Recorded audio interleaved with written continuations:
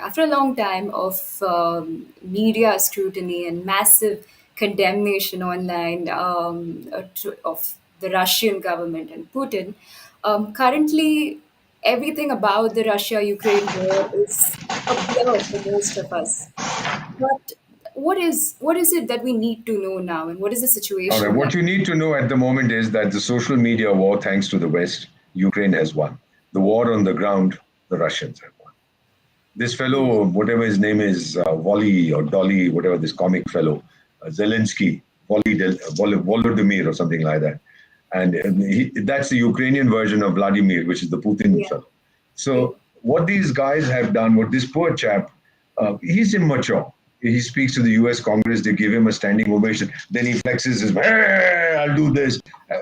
Childish, no? You don't do this in international relations. So this chap has sacrificed his country for his ego. And with the backing of that super senile fellow who runs the United States, Joe Bidensky, I think, or something like that. Not Bidensky, Biden, yeah. But on the ground, it's the Russians who they have the upper hand. Yeah, have they made mistakes? Well, the military experts say they didn't expect that the Ukrainians would fight back so much because they had lots of Western weapons and so on. Well, that remains to be seen how long they'll continue to fight. Because now, for the first time, some days ago, they admitted the Ukrainian they're losing up to 200 soldiers every day. How many more can they have? NATO is not going in guns blazing to defend them. They're too scared of the Russians.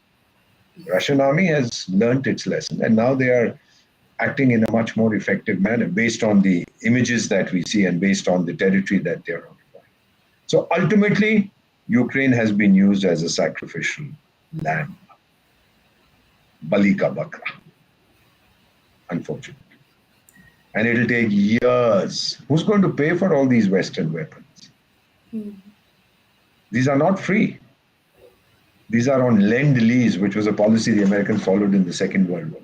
Gave weapons to the Soviet Union and to the Brits to fight the Germans. And the last repayments, the war ended in 45, were made in 2006. That late. After 61 years. That's After a strange. whole generation. Two generations, generation being 30 years, it was two generations. They were paying back every year. Americans said, sorry, buddy, we love you, we love you, we love you, but pay the money.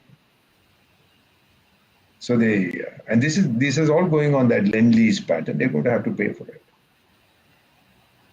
Ukraine has been devastated. Some people say 80% infrastructure, nobody knows. 70%, 65, no, 72.85%. Kind of nonsense is this? The fact is that it has been damaged very badly. And to rebuild it would take a very long time. There's no money. Probably $500 billion, trillion has 12 zeros, is what's required. Who's got that money? That guy with the funny hair in England, who barely managed to survive, retained his job, or that super senior fellow in Washington, or that guy in Germany. Who's got the money to do it? Or Poland? No. Who's going to pay for the reconstruction? Somebody has to. And Russia is not Iraq, that you go in and tell them, now you pay for all the devastation, you grab their oil. Russia says, you tried touching an inch of my territory. Putin said, he said, everybody wants to gobble up a part of my territory, so I'll smash their teeth. They won't be able to bite. So that's the reality. We don't expect a quick end to the war. Nobody wants an end to the war, except the Pope.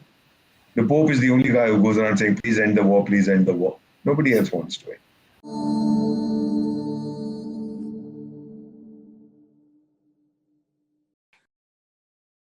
Please remember to subscribe to us and switch on the notifications for this channel.